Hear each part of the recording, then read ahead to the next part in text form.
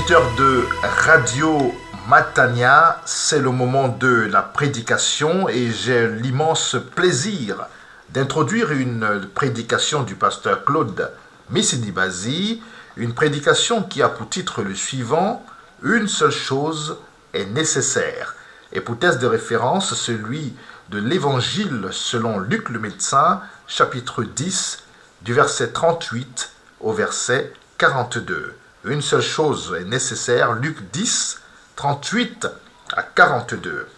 Nous passons notre temps à courir et à nous disperser. Ce message, cette prédication, concerne la priorité des occupations. À l'écoute de cette prédication, nous comprendrons que choisir le Seigneur, lui accorder toute notre attention, vaut mieux que s'affairer aux occupations matérielles, même si elles concernent Jésus lui-même. Nous comprendrons également et nous découvrirons ce que c'est que l'unique nécessaire. La parole de Dieu et son écoute doivent passer avant toute occupation temporelle. Que le Seigneur vous bénisse abondamment à l'écoute de cette merveilleuse parole. Je vous invite à la partager autour de vous, car partager la parole de Dieu, c'est aussi évangéliser. Alléluia!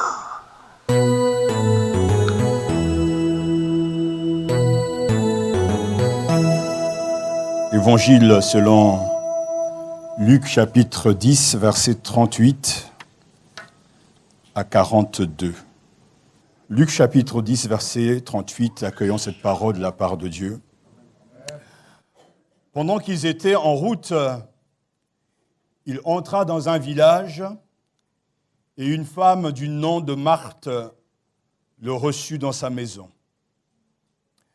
Elle avait une sœur appelée Marie, qui s'assit aux pieds du Seigneur et qui écoutait sa parole.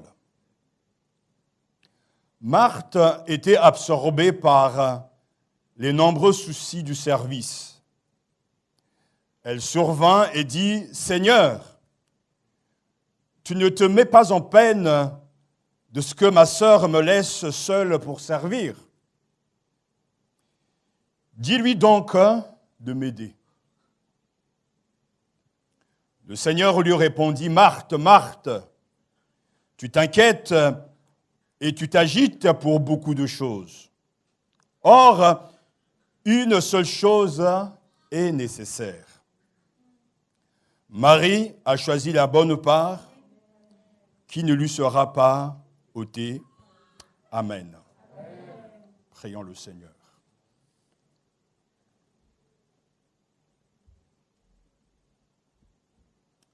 Seigneur Jésus-Christ, nous venons d'entendre ta parole et nous savons que tu as un message pour nous, un enseignement. Nous voulons te prier de nous parler et de nous apprendre à t'écouter. Enlève tout obstacle et fais que ta parole ait une bonne course, qu'elle pénètre nos cœurs, qu'elle change nos mentalités, qu'elle soit reçue avec joie et avec confiance.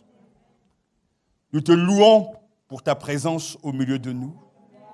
Nous te remercions pour le don du Saint-Esprit et nous te bénissons pour ton Église. Que ton nom soit béni et que ton règne vienne au milieu de nous. Dans le nom de Jésus-Christ, nous avons prié. Amen. Asseyez-vous, s'il vous plaît.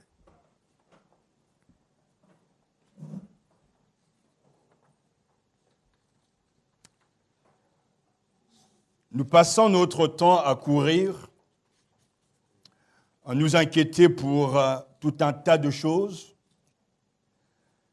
à galoper et à s'éparpiller. L'enseignement de ce récit de Luc est pourtant très clair.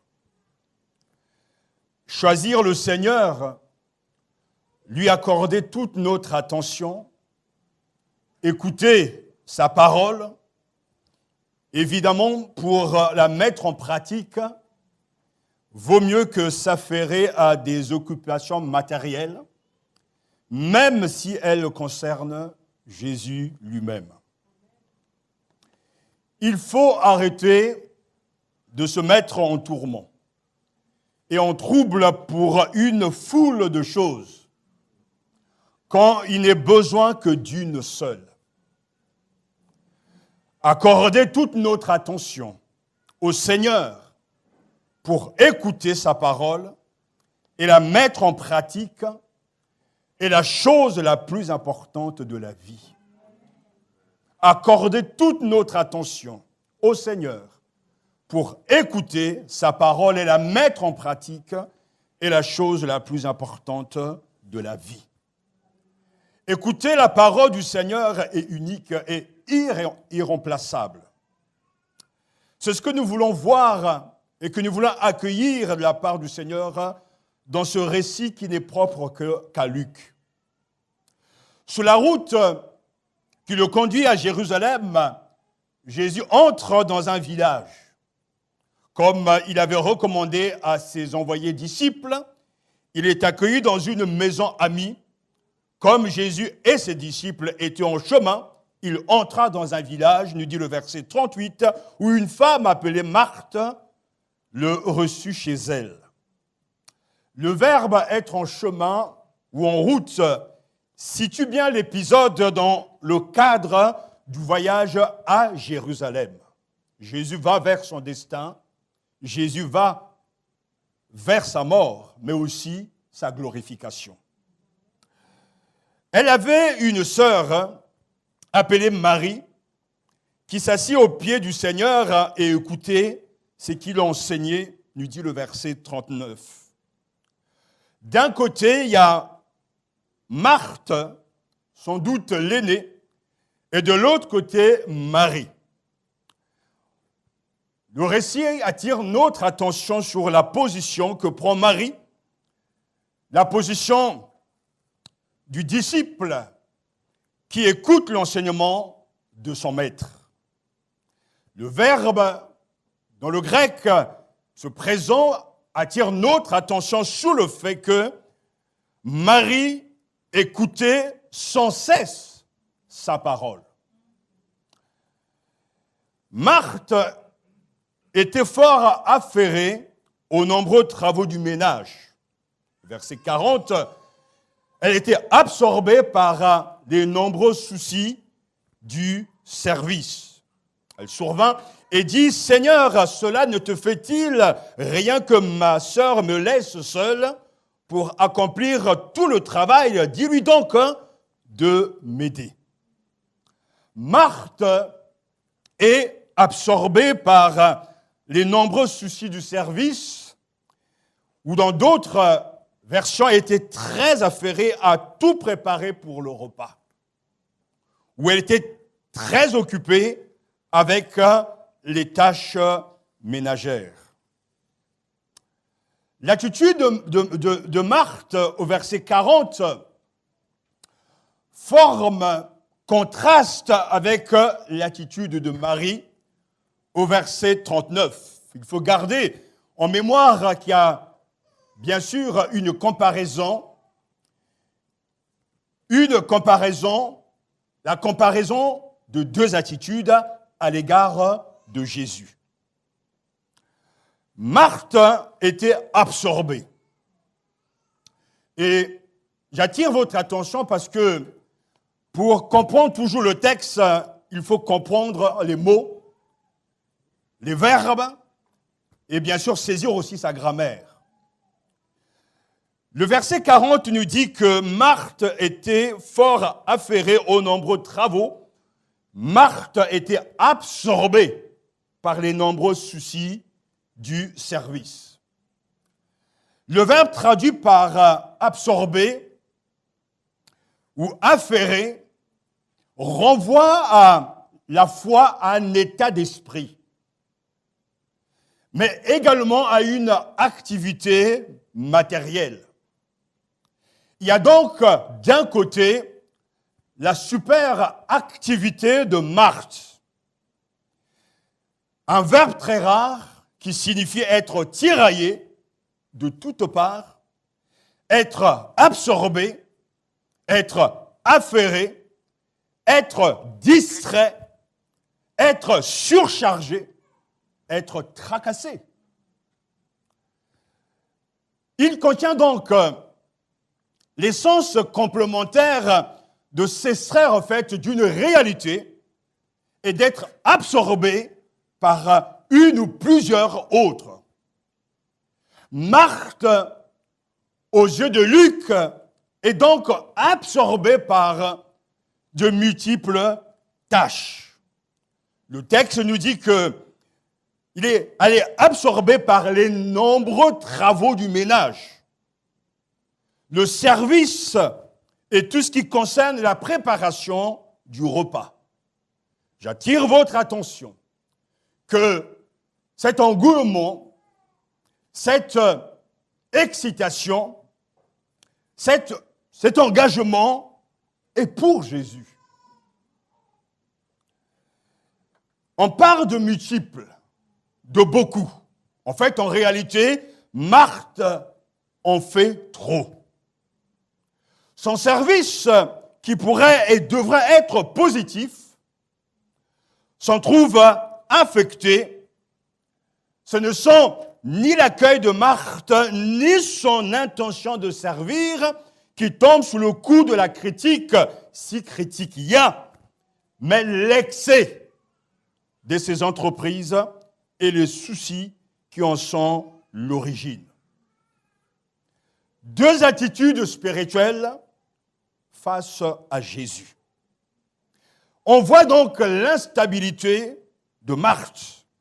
C'est pourquoi elle sort de son isolement et le texte nous dit, elle survint et dit, « Seigneur, ne te fait-il rien que ma sœur me laisse seule pour accomplir tout le travail? Dis-lui donc de m'aider. »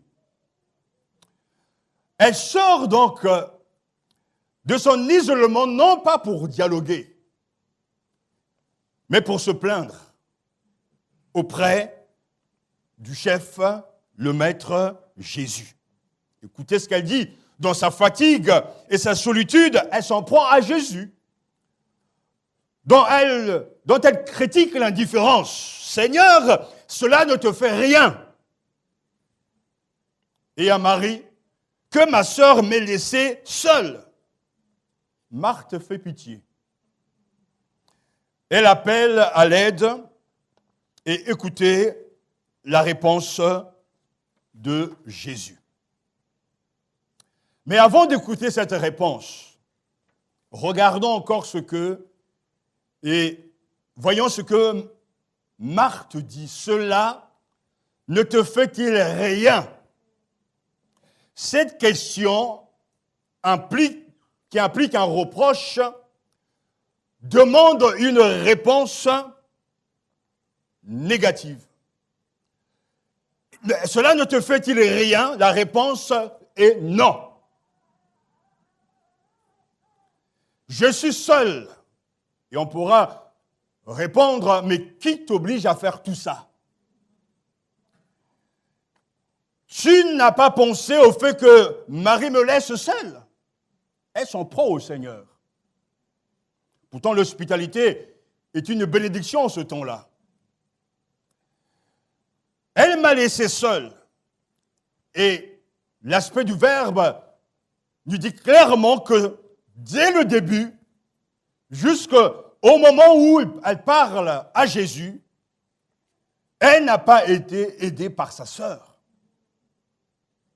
Ma sœur ne fait rien. Je fais tout le travail. Je crois entendre les enfants lorsqu'ils ne sont pas contents qu'on leur demande de faire le ménage. C'est moi qui fais tout. Elle ne fait rien, il ne fait rien. Marthe, pourtant, est très dévouée, mais vit assez mal que les autres ne le soient pas autant. Alors, elle leur en fait le reproche.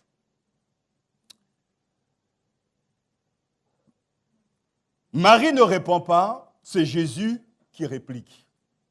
Verset 41, le Seigneur lui répondit, Marthe, Marthe, tu t'inquiètes et tu t'agites pour beaucoup de choses, mais une seule est nécessaire. Marie a choisi la meilleure part qui ne lui sera pas enlevée. Luc attire notre attention sur le fait que il parle, il écrit au sujet de Jésus. Ce fait est important car nous savons que l'évangile selon Luc a été écrit bien sûr après la mort et la résurrection et la glorification du Seigneur, quelques années après. Et lorsqu'on lit l'évangile selon Luc, on a une lecture bien sûr qui nous ramène dans le passé, mais au moment où Luc bien sûr nous rapporte ces faits, le Christ est Seigneur et glorifié. Le Seigneur lui répondit. Nous ne pouvons pas ne pas remarquer la solennité de ce titre que Luc emploie par 3 fois. Jésus est désigné comme le Seigneur. Le Seigneur désigne le Christ en gloire d'après Pâques. Nous sommes une fois de plus devant une révélation. Ce que le Seigneur va dire est une révélation. Celui qui va parler, c'est le Seigneur. Celui qui a l'autorité, le maître de gloire. Ce qu'il va dire est important et doit se recevoir dans la foi. Ce n'est pas Jésus qui parle, bien que ce soit lui, mais c'est le Seigneur. Marthe, Marthe, tu te fais des soucis et tu t'agites.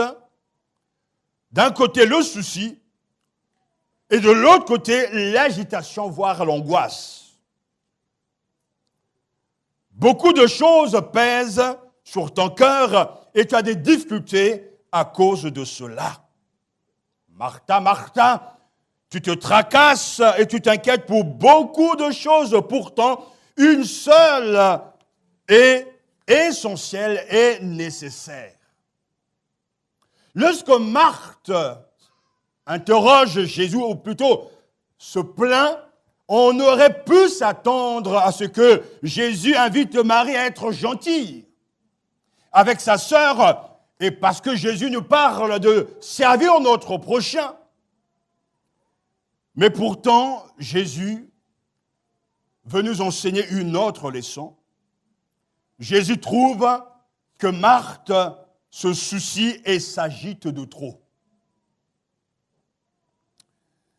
En fait, Marthe est menacée par les soucis que l'on se fait.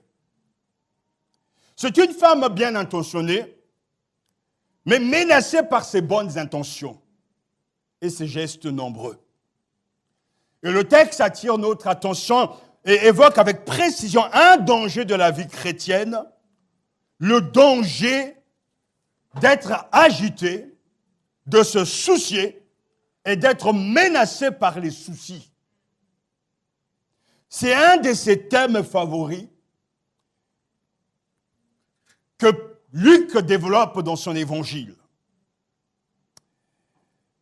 Car lorsqu'il parle des soucis, il dit au chapitre 8, verset 14, que les soucis de la vie peuvent étouffer la parole sémée dans un cœur.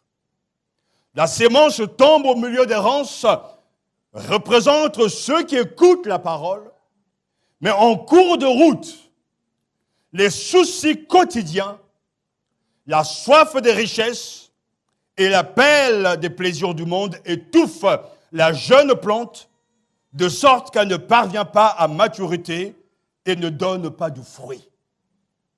Dans la réplique de Jésus, le Seigneur dit, tu te soucies trop, tu t'agites. Le souci est un danger pour ta foi. Car les soucis de la vie peuvent étouffer la parole puissante de Dieu, s'aimer dans un cœur. Luc développe abondamment ce thème. Au chapitre 12, versets 22 et 26, il demandera par exemple à ses apôtres de ne pas se soucier de leur nourriture et de leurs vêtements. Jésus ajouta en s'adressant aux disciples, « Ne vous tracassez pas, sans cesse en vous demandant avec inquiétude, qu'allons-nous manger pour vivre, qu'allons-nous mettre pour être habillés? Si déjà vous n'avez pas de pouvoir sur ces petites choses, pourquoi vous tourmentez-vous pour les autres ?» Les soucis menacent la démarche de foi à l'égard de Jésus. Lorsqu'il envoie ses disciples, il recommandera aux missionnaires de ne pas se soucier même de leur défense quand ils seront accusés devant les tribunaux. Luc chapitre 12, verset 11. Quand on vous traînera dans les synagogues, devant les juges ou devant les autorités du monde, ne vous préoccupez pas avec anxiété de ce que vous aurez à dire pour votre défense, ni de la manière dont vous le présenterez. Donc, pas d'inquiétude, pas de soucis. En fait, pas d'éparpillement. Il ne faut pas se laisser gagner par cette menace, cette puissance qui est le souci. Et enfin, il dira qu'il ne faut pas laisser alourdir son corps dans les soucis de la vie en attendant le Fils de l'homme. Luc chapitre 21, verset 34, « Faites donc bien attention, veillez sur vous-même pour que vos esprits ne s'alourdissent pas à force de bien manger, de trop boire et de vous tracasser pour votre vie de tous les jours, sinon ce grand jour vous surprendra tout à coup. » Donc, pas de tracasserie. Pas de soucis, pas d'agitation, même dans l'attente du retour de Jésus.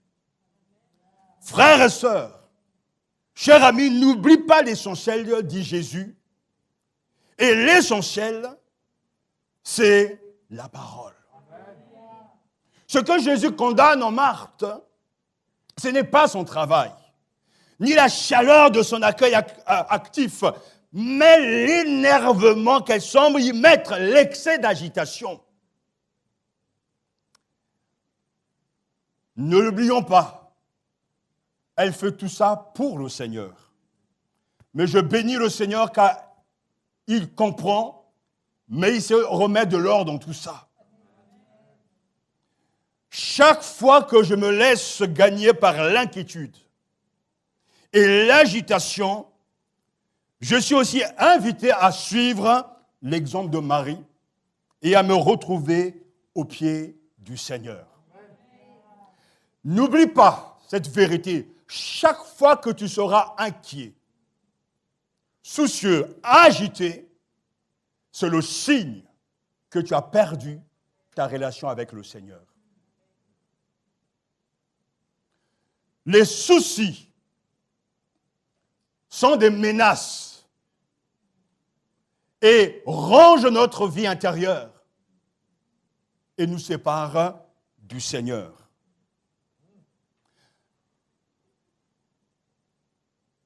Jung, écrivain, écrit que l'agitation n'est pas une œuvre du démon, mais c'est le diable lui-même. L'agitation n'est pas une œuvre du démon, mais le diable lui-même. Marthe, elle est agitée. Elle est troublée. Mais celui qui vit dans la présence de Dieu est calme et serein. Le climat actuel pousse et montre qu'il y a une crise psychique. Les gens ne dorment plus. Les gens sont agités. Et hier, pendant que je faisais mon footing, j'ai rencontré un de mes copains de course. Ça faisait 3 semaines que je ne l'avais pas vu et je lui ai posé la question, comment ça va? Il dit qu'en ce moment, je ne vais pas bien. Je suis agité, je suis troublé. Et l'occasion m'a été donnée donc de lui parler du Seigneur et de lui dire de prier le Seigneur. Alors, dans la discussion, il me disait, oui, mais ça, c'est un des moyens. Il y en a d'autres. Il y a le psy, il y a les drogues, il y a l'alcool, chacun a son truc pour soulager sa peine et calmer ses angoisses. Marthe, pourtant, reçoit Jésus dans sa maison, mais elle est agitée. Elle est inquiète, elle est troublée, et Jésus lui dit, non, calme-toi. Ce que tu fais est bien. Je ne condamne pas ton travail, mais apprends à mettre les choses en ordre, apprends les priorités. Et ce matin, je m'adresse aux croyants qui sont aussi troublés. Et je disais à mon copain hier, oui, même les gens qui viennent dans les églises aussi sont troublés, agités et inquiets. Parce que nous sommes dans le même monde et nous sommes aussi de la même réalité. Mais pourtant, la Bible nous donne des paroles de consolation. Comme le dit 1 Pierre chapitre 5, verset 7, « Déchargez-vous sur lui de tous vos soucis, car il prend soin de vous. » Et quand Pierre l'écrit, il sait de quoi il parle. Car il a été enseigné par son maître, son Seigneur, de ne pas s'inquiéter pour quoi que ce soit, mais d'apprendre la dépendance et la totale confiance. Déchargez-vous sur lui de tous vos soucis, car il prend soin de vous. Dieu, le Seigneur, ne laisse pas ses enfants s'égarer ou s'étouffer ou voir leur vie spirituelle être cassée, brisée, menacée par les soucis que l'on se fait. Mais il apporte une parole, plus il apporte une présence. Nous devons nous ressourcer au pied de Jésus pour éviter de nous laisser gagner par une foule de choses. Nous devons nous ressourcer au pied de Jésus pour éviter de nous laisser gagner par l'inquiétude, par l'agitation. Car la Bible le dit très clairement, c'est dans la tranquillité et la confiance que serait votre force. Ésaïe chapitre 30, verset 15, c'est dans la tranquillité et la confiance que serait votre force. Marthe d'hier, Marthe d'aujourd'hui, tu t'inquiètes et t'agites pour bien des choses. Absorbé par les nombreux soucis du service, tu t'agites pour beaucoup de choses. Au temps de Jésus, comme aujourd'hui, nous vivons au milieu des choses. Jésus a vécu comme tout homme au milieu de choses. Il a parlé des choses qui constituaient son univers. Il sera intéressant de faire l'inventaire de ces choses, car Jésus dit bien, Marthe, Marthe, tu t'inquiètes, tu t'agites pour bien des choses. Il parle des choses. La maison, la porte et la fenêtre, la lampe, le coffre et le balai, le grain semé récolté, la pièce d'argent qui servira au marché, le pain, l'œuf ou le poisson, le vêtement, les outres, le veau gras du riche, le verre d'eau fraîche, le parfum conservé, le levain, le sel, la farine, le manteau, la couverture. Jésus est humain. Et il parle des choses de la vie. Lisez ces paraboles, écoutez ces paraboles. Il parle des choses de tous les jours. Les choses dont parle Jésus sont les plus communes. Au dehors, il parle du temps qu'il fera, la moisson qui pousse, les mauvaises herbes, le poisson, les dettes à payer, le querelle entre voisins, le récit d'un mariage à Canaan, les astuces d'un intendant peu scrupuleux, en fait, les oiseaux du ciel. Jésus parle des choses. Il est dans la réalité de tous les jours. Il vit dans son quotidien avec ses réalités. Et quand il s'adresse à Marthe, Jésus n'est pas déconnecté de la réalité de la vraie vie. Comme on l'entend souvent de certains des journalistes qui disent, voilà, les politiques sont déconnectés de la vie, de la réalité. Ils ne connaissent même pas le prix d'une baguette. Ou bien le prix d'un ticket de métro. Ils sont déconnectés. Je ne pense pas que tous le soient, mais il y en a vraiment qui le sont. Mais Jésus, lui, est dans le vécu. Et quand il s'adresse à Marthe, Marthe, tu t'inquiètes, tu t'agites pour bien des choses, parce qu'il sait que les choses sont capables d'étouffer la foi et de détruire la relation avec lui. Jésus n'est pas contre les choses, mais il met en garde contre les choses. Et en lisant un très vieux livre de Tozer, il est dit quelque chose qui m'a attiré mon attention. Parlant des choses, il écrit « Les racines de notre cœur ont poussé au milieu des choses. Et nous n'osons en arracher une seule de peur de mourir. Les choses nous sont devenues nécessaires. Ce qui n'était pas le cas à l'origine. Les dons de Dieu ont maintenant pris la place de Dieu. Et tout l'ordre de la nature est renversé par cette monstrueuse substitution et dans son chapitre, la bénédiction de ne rien posséder. Aujourd'hui, les choses ont remplacé Dieu. Aujourd'hui, on court derrière les choses. Pourtant, les choses n'ont rien à voir avec le bonheur de l'homme. Mais l'on croit que plus on est possédé, plus on a des choses, plus on est heureux. Jésus s'adresse à Marthe. Marthe, tu t'inquiètes, tu t'agites pour beaucoup de choses. Si, en tout cas, la caméra spirituelle du Seigneur pénétrait et pouvait projeter l'état de nos cœurs, de nos pensées, de notre esprit, et que l'on cherche à comprendre et à connaître la nature de nos soucis, tout au fond de nous, il y aura des choses. Ce n'est pas l'évangile qui nous donne du souci, ou parce que les membres de nos familles ne sont pas convertis, ou ceux qui se perdent sans connaître le Christ, mais à la base, le sujet de nos soucis, c'est d'abord un bien-être matériel. Je n'ai pas assez d'argent. Je n'ai pas assez de moyens. Je ne possède pas.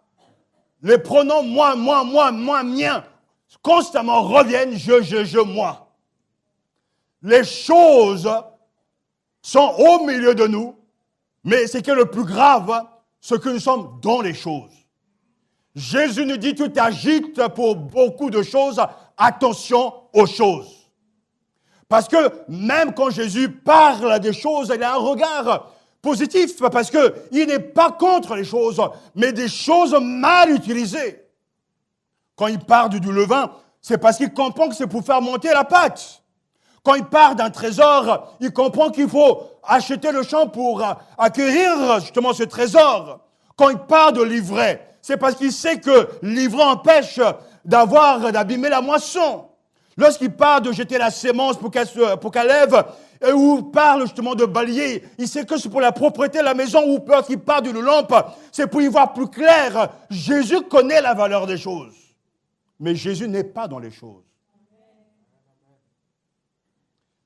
Cette nuance est de taille. Car nous luttons et nous nous opposons farouchement contre l'évangile de la prospérité, qui veut ramener les choses et démontrer que les choses sont un signe de la bénédiction de Dieu.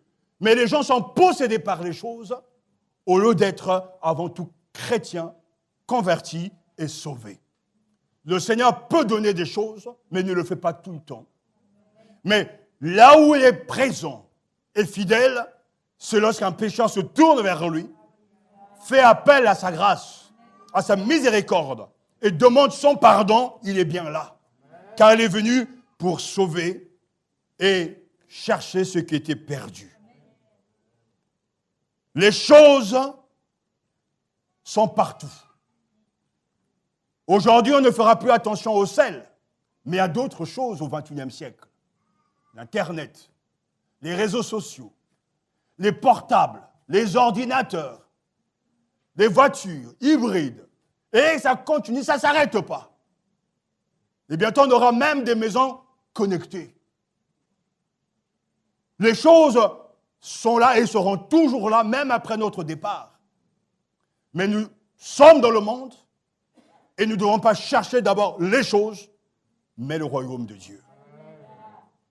Ce qui est important ce matin, frères et sœurs, c'est la parole que Jésus prononce par rapport aux choses. Aux yeux du Seigneur, une seule chose est nécessaire. La parole de Jésus, avant tout souci temporel. Une seule chose est nécessaire.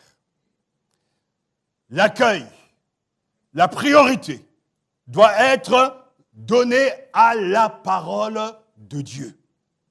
L'unique nécessaire. Chez Marthe et Marie, Jésus enseigne que l'amour de Dieu et l'écoute de sa parole ont droit à la priorité dans les préoccupations des hommes. Est-ce que tout le monde entend? Marthe sert le Seigneur. Le même terme diaconique est utilisé pour parler de service. On peut le mettre sur le même rang du fait qu'un culte spirituel, un service spirituel. Mais Marie aussi sert le Seigneur. Mais ce service est différent de l'agitation, de la panique, des soucis. C'est un service qui se passe et qui se vit à genoux.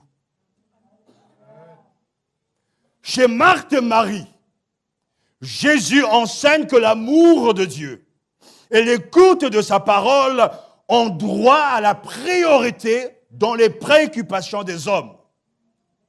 Il est bon de songer au repas et de le vouloir le plus beau possible. Mais lorsque Jésus vient, lorsque Jésus est là, que lorsque Jésus parle, il n'y a rien de plus important que de s'asseoir, de s'agenouiller et de l'écouter. C'est le choix qu'a fait Marie ce jour-là, c'est le meilleur. Quand Jésus passe, quand retentit la paix de l'Évangile et l'annonce du royaume, la seule chose importante est de s'arrêter pour l'écouter et lui répondre. Ce matin, le Seigneur s'adresse à toi. Je ne te connais pas, mais il te connaît. Mais l'expérience biblique montre très bien que les soucis, les choses empêchent bien des gens sincères de vivre l'évangile au quotidien et de connaître par expérience que Jésus est réellement le Sauveur et le Seigneur du monde. L'expérience montre et témoigne que les tracasseries, les secouements, les tiraillements au quotidien sont les résultats simplement de fait de ne pas comprendre que Jésus donne une grande priorité, la priorité des priorités, non pas des choses terrestres et matérielles, mais à des choses célestes et spirituelles. Le jour où tu comprendras ça, tu seras délivré. Tu seras vraiment sauvé. Parce que cette intervention de Dieu par sa grâce qui nous permet de ne plus être esclave des choses, la bénédiction de ne rien posséder, mais de connaître Dieu, est une grâce incroyable et qui libère totalement. Car Seigneur, je ne vis pas pour ces choses. Je ne vis pas pour le monde, mais je vis pour toi.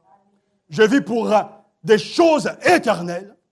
Et je reconnais et j'entends ce que tu dis.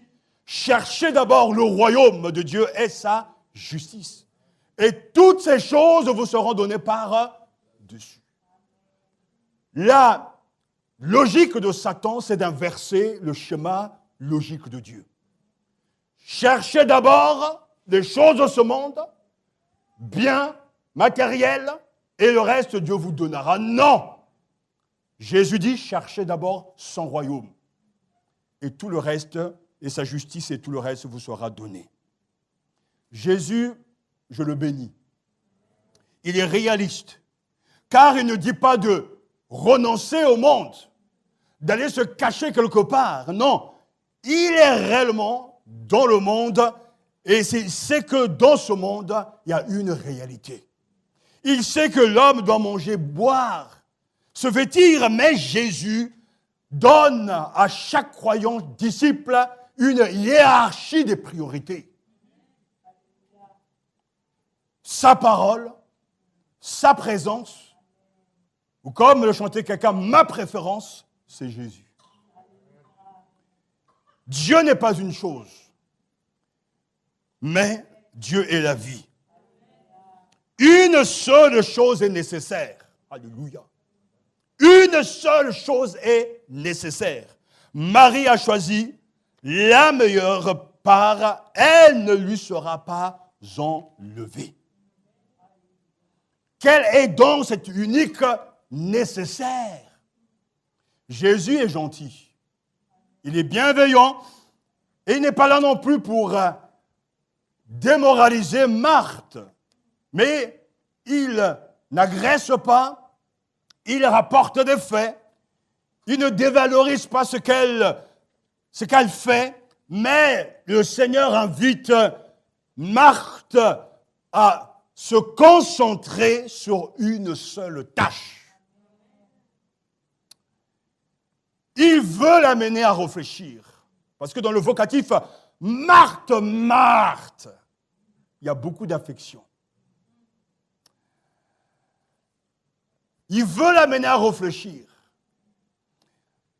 et à faire la distinction entre ce qui est essentiel et ce qui est superflu. Qu'en est-il de nous? Dans nos vies actuelles, il y a tant d'éparpillement. Il y a tant d'agitation. Comme Marthe, peut-être nous sommes contents, heureux, ravis d'accueillir Jésus chez nous. Mais nous commettons une grave faute, c'est qu'on ne lui donne pas toute l'attention. Marthe reçoit Jésus, mais elle ne donne pas toute son attention au Seigneur. Jésus est bien dans la maison, mais il n'a pas la priorité. Incapable pour elle de lui accorder une attention pleine et entière. Cher ami, donnez à Jésus la priorité. Donnez-lui toute votre attention, une attention pleine et entière. J'ai été quelquefois critiqué parce que mes prédications sont trop longues, détaillées. Et je réponds toujours de la même manière. Si réellement tu es converti, tu ne seras jamais saoulé par l'explication de la Bible. Car dans le monde au travail, devant ton poste de télévision, ta série préférée, tu es bien réveillé. Et tu peux rester 2 heures à regarder le film sans te déconnecter. Et jusqu'à mettre de côté déjà tes friandises préférées pour ne jamais te lever. Et même quand tu veux aller aux toilettes, tu te retiens. Car tu ne veux pas manquer l'action. Parce que tu es dans ton film. Tu vis et tu respires dedans. Parce que ça te prend les triples. Et Jésus dira dans Jean chapitre 10, « Mes brebis écoutent ma voix. » Lorsqu'on est né de Dieu, on se réjouit de ce repas spirituel. On ne compte pas le temps. On ne s'éparpille pas dans sa tête, dans sa pensée. On est concentré parce que les paroles qui viennent du Seigneur sont des perles, de la viande que l'homme spirituel mange et digère pour prendre plus de force. Jésus est bien là, mais on le néglige. On ne l'écoute pas. On ne s'intéresse pas à lui parce que On est écartelé entre 1000 obligations, sollicitations et engagements. Il y a des fois des gens qui nous appellent, disent, mais oh non, j'ai pas le temps. Qu'est-ce que tu veux? Et des fois, j'arrive à dire à certaines personnes, mais tu es plus, en tout cas, occupé que le président, même Macron. Il devient rare. J'ai pas le temps. Et les médias, en tout cas modernes, ajoutent leur lot de distractions, comme cette chanson d'André Croix, justement, Distraction, c'est-à-dire, il y a tellement de distractions. Si vraiment vous voulez perdre votre foi dans le monde, vous n'avez même pas besoin de faire d'efforts, il y a de quoi. Il y a tellement de distractions. Il y a tellement de choses qui nous sollicitent. Et le cœur y est. Ah, pasteur, je ne pourrais pas qu'à ce dimanche. Oh non, je dois préparer l'anniversaire de mon fils. Et alors? C'est ça ta priorité? Ben oui, pour lui ou pour elle, c'est sa priorité. Pasteur, je ne serai pas là parce qu'il faut que le lundi matin, je sois en forme pour le travail. Donc ce dimanche, je dois me reposer. Et c'est ça ta priorité? Ben oui, pour lui, oui.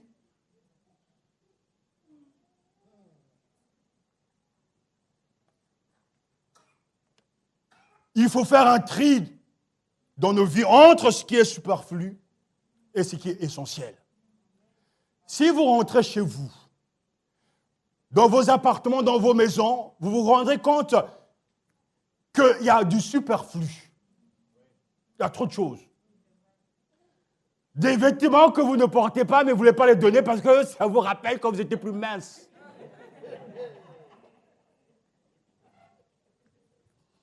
Et au fond de vous, vous dites, voilà, je ne veux pas perdre du poids. Je veux retrouver mon costume, ma robe préférée. Mais ça traîne, ça fait maintenant 7 ans que tu continues à gonfler. Arrête! Donne tes vêtements. Il y a des superflus dans la maison, des fois tu as 10 casseroles, 20 chemises, 40 cravates, tu ne sais même plus comment choisir les choses, il y a trop de choses. Et dis, ouais, mais 100 mètres carrés, c'est un peu trop petit. Même si on te donne 1000 mètres carrés, tu n'auras jamais assez. Parce qu'il y a du superflu.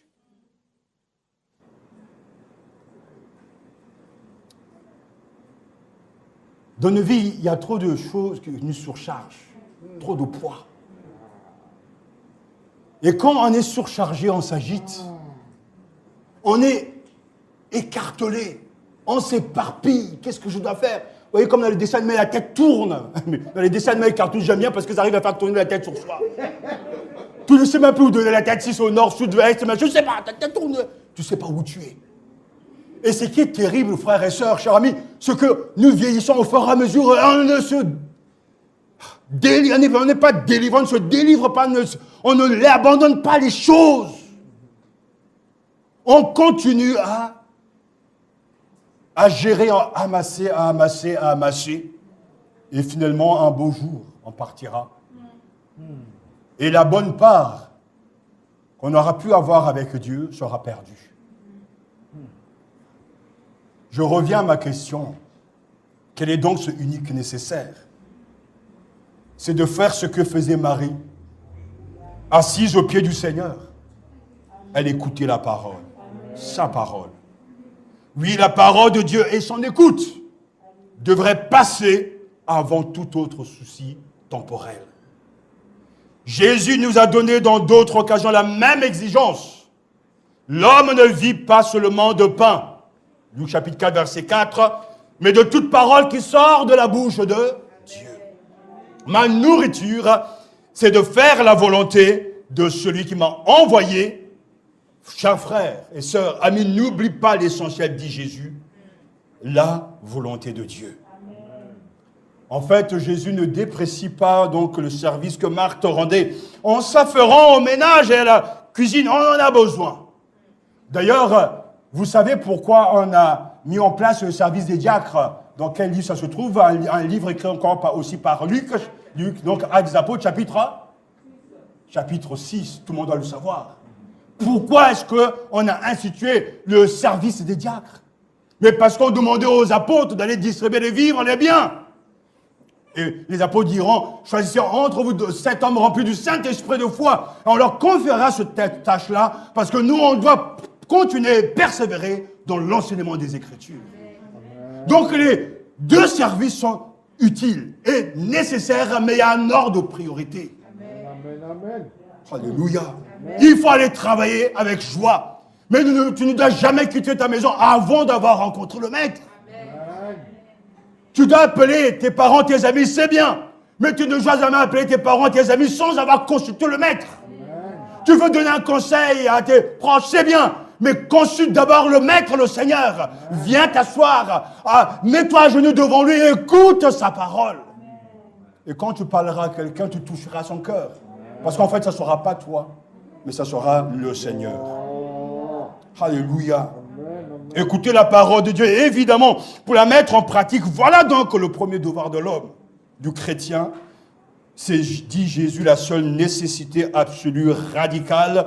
Et ce n'est pas la première ni la dernière fois que Jésus affirme cela. Et pour aller vers la fin, écoutons simplement l'importance que Jésus donne à la parole et à la pratique de la parole. Ne pas écouter la parole, c'est bâtir sa maison sur le sable. Luc chapitre 6. Oh, je veux vous montrer à qui ressemble quiconque vient à moi, écoute mes paroles et les met en pratique. Il est comme un homme qui s'est mis à bâtir une maison. Il a creusé profondément la terre et a posé les fondations sous le roc. Quand l'inondation est venue, les eaux de la rivière se sont jetées contre cette maison, mais sans pouvoir l'ébranler, car la maison était bien bâtie. Bâtie sur la parole. Mais quiconque écoute mes paroles et ne les met pas en pratique est comme un homme qui a bâti une maison directement sur le sol, sans fondation. Quand les eaux de la rivière se sont jetées contre elle, cette maison, elle s'est aussitôt écroulée. Elle a été complètement détruite. C'est une réalité. Il ne suffit pas d'entendre la parole de Dieu. Il faut l'accepter et la mettre en pratique. Amen. Ainsi, Jésus nous parle de cette fondation inébranlable, l'écoute et la pratique de la parole de Dieu. Écouter la parole de Dieu, c'est devenir une terre qui porte du fruit. Vous connaissez bien la parabole du semeur, Luc chapitre 8, des questions de la sémence qui tombe dans la bonne terre, qui représente ceux qui écoutent la parole et la gardent dans un cœur bon et bien disposé, qui demeure fidèle et porte ainsi des fruits. Oui, une fois de plus, écoutez la parole de Dieu. Le seul vrai bonheur de Marie, Marie, on peut dire Marie, quelle femme bénie, n'est-ce pas? Le vrai bonheur de Marie, la mère de Jésus, n'est pas d'avoir été sa mère, alors que, en soi, c'est déjà une grâce, une bénédiction, mais pourtant d'écouter la parole de Dieu et de la mettre en pratique. J'ai été touché par cette parole, Luc chapitre 11, versets 27 à 28, je vous lis ce texte parce qu'il dit, mais Jésus venait de parler ainsi quand une femme s'adressait à lui du milieu de la foule, « Heureuse Macarios, quel vénard !» Et la femme qui t'a porté en elle et qui t'a allaité. Mais Jésus répondit, « Macarios, quel vénard !» Plutôt, ceux qui écoutent la parole de Dieu et la mettent en pratique. Ça, c'est bien le Jésus qu'on connaît. Le gars, il est... Oh, merveilleux sauveur. Il n'est pas dans le registre des hommes. Oui, c'est vrai. Il est toujours dans la vérité. Et ce texte que vous connaissez bien. Mais Jésus dit à tous, ma mère et mes frères, ce sont ceux qui écoutent la parole de Dieu et la mettent en pratique. Luc chapitre 8, verset 21. Frères et sœurs, l'essentiel est là. La parole de Dieu et son écoute devraient passer avant tout autre souci temporel.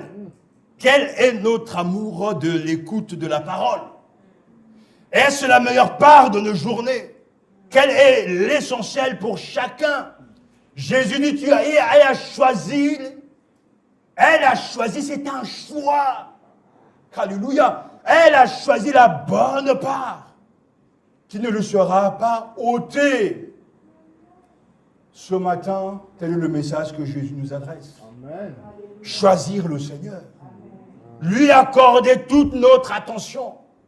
Écouter sa parole. Et évidemment, pour la mettre en pratique, vaut mieux que s'affairer à des occupations matérielles, même si elles concernent Jésus lui-même. Pour nous, prédicateurs, gérer, s'occuper d'église, c'est bien, mais le plus important, c'est de se tenir dans la présence du Seigneur, d'écouter sa parole, de recevoir son conseil, avant d'aller servir les autres. Car si vous commencez et que vous cherchez à servir les gens, à un moment donné, vous serez brisé. Croyez-moi.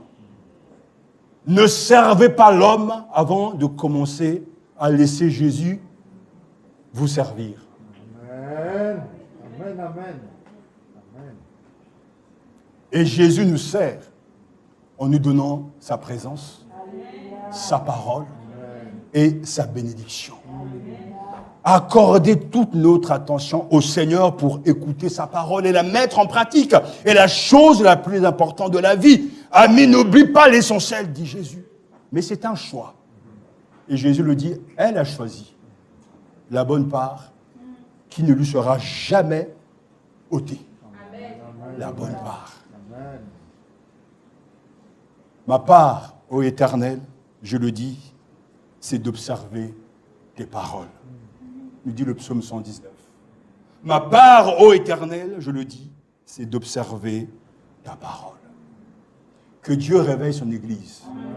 Ce matin, lors de l'introduction, mon épouse nous a conduit dans ce passage de Timothée, où les questions des temps de la fin, où Paul exhorte son fils spirituel, Timothée, à prêcher la parole, d'insister constamment, quelles que soient les circonstances, favorables ou défavorables, prêche la parole. Parce qu'il va arriver un temps où les gens auront la démangeaison et l'envie d'entendre des prédicateurs selon eux. Et c'est vrai qu'ils sont devenus très populaires. Hier encore, je lisais dans le journal Le Monde un article sur un des enfants, fils, neveux, parce qu'il y avait pas mal de choses, de président actuel du Congo-Brazzaville, Nguesso, qui a soi-disant un neveu qui est prédicateur en France, mais dans son église, il vient avec des bijoux, de l'or, et il prêche l'évangile de la prospérité, et les gens sont là en train de rêver pour se dire, moi aussi je vais être comme lui. L'article dénonçait le fait qu'il y a eu beaucoup de corruption, l'argent sale, et que l'église est en tout cas financée par des détournements de fonds liés au pétrole. Vous pouvez là lire l'article du journal Le Monde, c'est incroyable. Mais c'est cet évangile-là que les gens veulent entendre. Ce que je veux vous dire, c'est que chacun ce matin a la capacité de choisir qui écouter, qui suivre et par qui être enseigné. Tout le monde ce matin a la capacité de choisir. Si vous restez dans notre église, vous savez à quoi vous attendre. Et si vous choisissez d'aller ailleurs, vous savez aussi ce que vous cherchez. En tant que prédicateur, nous à la maison, on n'écoute pas les autres parce que je n'ai rien à entendre ni à recevoir de ces gens-là. Car je sais où ils vont nous emmener. Je ferme mes oreilles à ces choses-là, elles ne m'apportent rien. Nous connaissons les prédicateurs qui prêchent la saine doctrine. Nous connaissons les hommes de Dieu qui servent vraiment le Seigneur. Les autres, on ne les considère pas, sauf demander à Dieu de les sauver. Jésus nous parle de faire un choix. Et il ne nous oblige pas à le faire, mais c'est une grâce, un privilège de choisir. Où vais-je prier? Qui dois-je entendre? Quel livre est-ce que je peux lire? Quel commentaire utiliser? Écoutez et choisissez qui vous voulez suivre. Mais nous savons que ce temps, le temps de la fin, c'est l'explosion et le supermarché des religions. Et il y a beaucoup de prétendants, de faux prédicateurs, mais malheureusement, il y a trop de faux suiveurs. Que Dieu vous donne, en tout cas nous prions constamment pour cette église, que vous donne la grâce d'aimer la vérité et de rechercher que la vérité, de vous accrocher et de rester fidèle. Je rendais grâce ce matin au Seigneur pour la fidélité des uns les autres dans l'assemblée, de rester fidèle à la parole, car toutes ces choses vont passer, mais celui qui fait la volonté de Dieu demeure éternellement. Amen. Nous ne savons pas ce que l'avenir